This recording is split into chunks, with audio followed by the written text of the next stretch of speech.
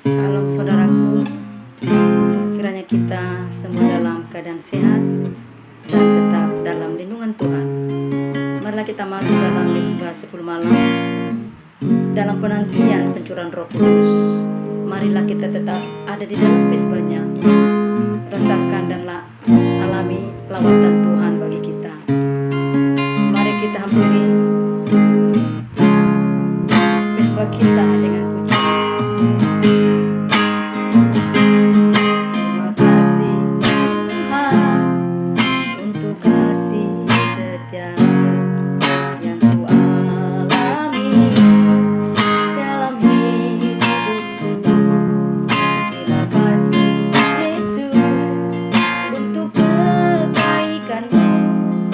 sepanjang hidup.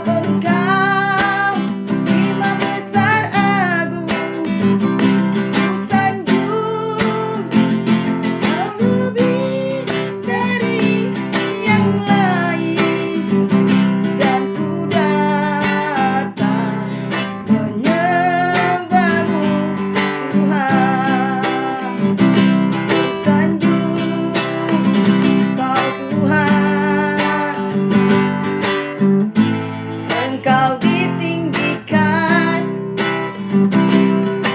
Yesus Allahku. Salam saudaraku yang terkasih di dalam Tuhan. Pesan firman Tuhan buat kita pada hari yang kelima ini dalam Mesbah 10 malam. Efesus pasal 3 ayat yang ke-16. Aku berdoa supaya Ia menurut kekayaan dan kemuliaannya menguatkan dan meneguhkan kamu oleh rohnya di dalam batinmu. Hal ini disampaikan oleh doa Paulus ketika ia di dalam penjara.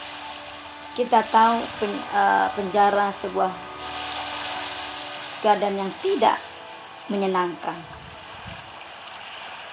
Di dalam penjara Paulus selalu ada hubungan intim kepada Tuhan lewat doanya.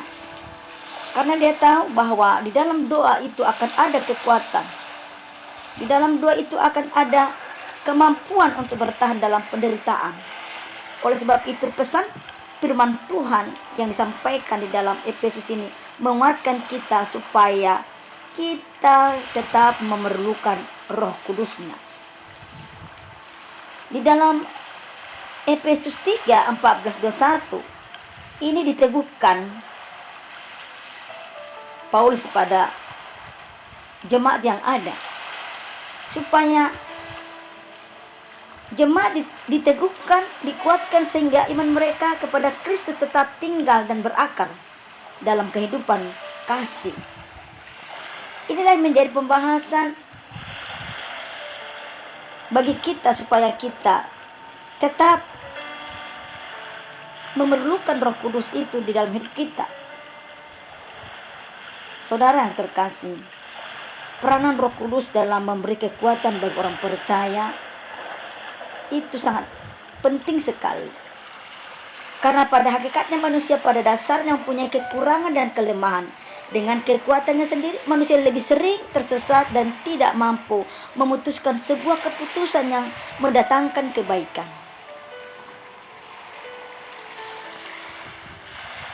Oleh sebab itulah,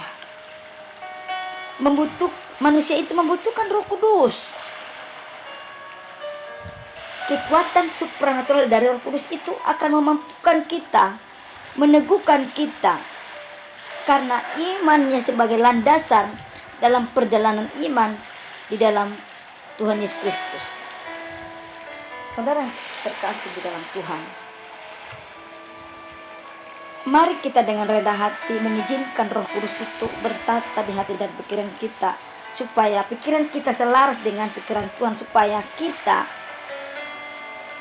mengizinkan Roh Kudus itu menuntun kehidupan kita. Banyak orang merasa dirinya hebat, tidak perlu penuntunan Roh Kudus.